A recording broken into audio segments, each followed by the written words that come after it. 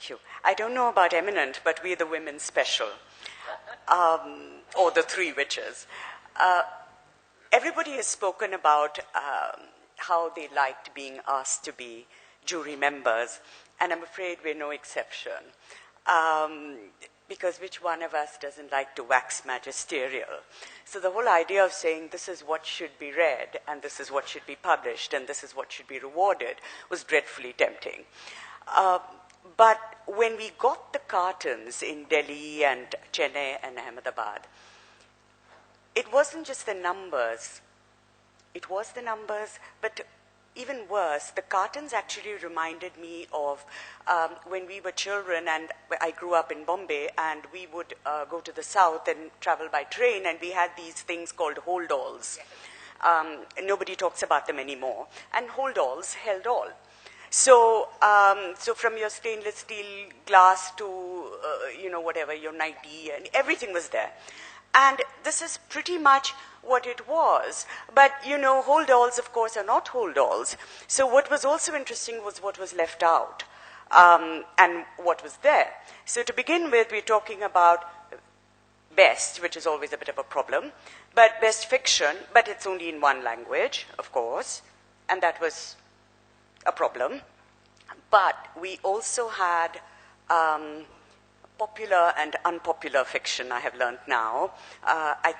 We found out that sometimes somebody can be popular and unpopular, which is very good. But so we had popular and unpopular. We had the eminently, shockingly well-researched sort of book.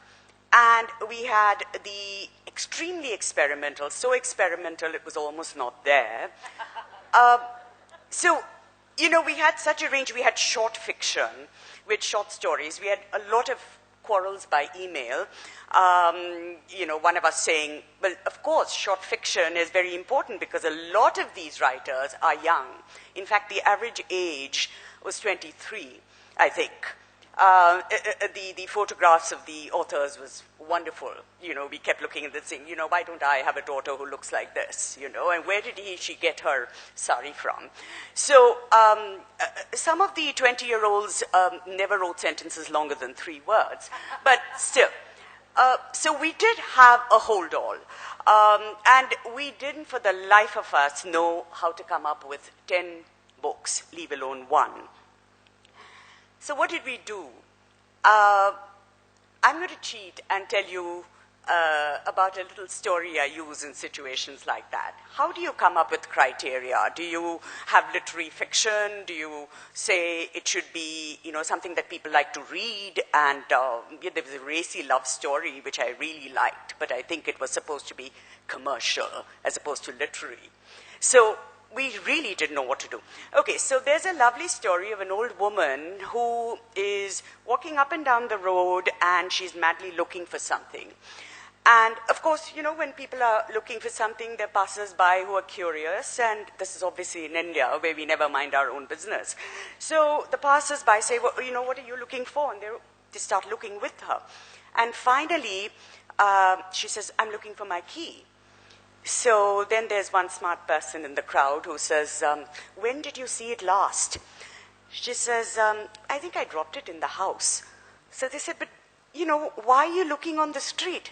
She says, here, there's a lamp. There's light. The house is dark.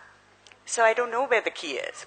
So this is pretty much how we proceeded. We finally, when we wrote the citation, we told each other, now we know what the criterion is, which is that we want to point out something with a question mark, because we may be wrong. We want to point out something which uses words and story simply to make the unfamiliar familiar. Lives and worlds and parts of India that we don't know about, and much more difficult to make the familiar, love and sex and India, which sometimes we know too well, to make it unfamiliar just for a moment so that we can say, actually, there was something I didn't know, there was a feeling I didn't have, and you've given it to me, the illusion of it, just for a moment. I think finally that was the criterion, and Rita Kothari will tell us what happened then.